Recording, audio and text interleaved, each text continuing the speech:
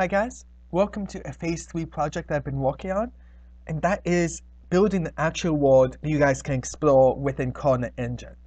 And this world is Penolia. As you can see, it's a huge world, some of which is fleshed out, some of which isn't. And I'm going to show you just around a little bit.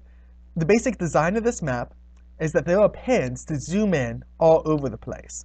And if we zoom in somewhere, like let's say here, then it's going to open up its own map that's zoomed in and you can actually see and move around. And in the lower right hand corner, there's always going to be a button that returns you to the main map. And so as we zoom in here, we're actually seeing, oh, there's another pin. Well, by golly, that gives us a real close-up. These are all 100 by 100, and they export at a quality that the software that I'm using can handle that. I'm still waiting for permission to be able to tell you that name. Hopefully that permission will come through in the next 2 days. But the good news is the software is free if you're running it in person with the people around you. Anyway, so, and we can see this map here, and it's a pretty interesting map. And then we could populate the city using the engine, dropping the buildings in place, and you have a real quick city all ready to go. And it doesn't take that much work because you have the map to lay it out on. And just looking around, here we have a valley with 2 towers out front and a road going back into this city. It looks like a pretty interesting city. It has this big castle, this big fort up here. And I don't know what's going on here, but I can imagine there being guards out here at these front 2 gates that prevent you from going into this valley. And you have to do a quest or something. And that quest unlocks this huge city that has a lot of rewards in it. And that's why they'd want to go through this. So that's a really cool long thing. Then we also have just small caves. So there's a cave here, and to actually get to that cave you need to come in from the south. So you see that it leads up, and this valley right here is where that cave is. You can see that in the oval map. So some of it doesn't fit perfectly with the grid, but it's still pretty easy to adjust because of the way the pin system is worked up. So here we have another little village. This is a small village, and it's not too far from the stream. And you can see here on this map the ways of getting into this village are coming in primarily from the west there.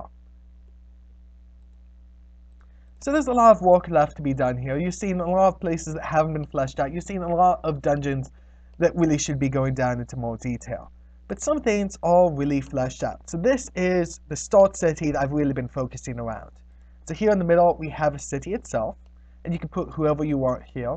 And you have a glowing blue thing, whether that's a well, whether that's a magical portal that drops people there, wherever that is, you can flesh it out on your own.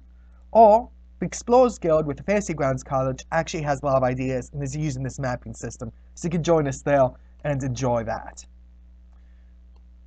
Here is a nice little village, and it's titled Lizard Folk Village because what they're using for is that, and I'm just taking the name in here, it makes sense. Here we have a wizard's forest.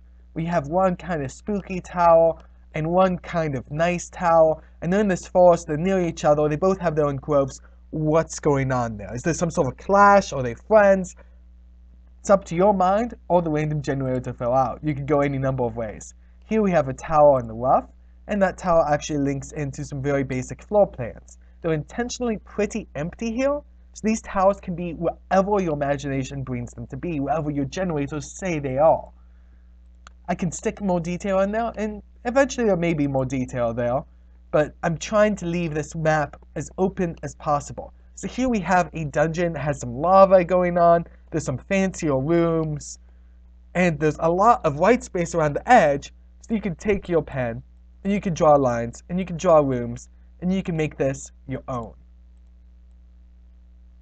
And of course, if you don't like what happens, you can always delete it. There we go. And here we have a small farming hamlet. So there's a lot going on here. And there's a nice bridge to get over the river there. There's a lot going on here. And this is a work in progress.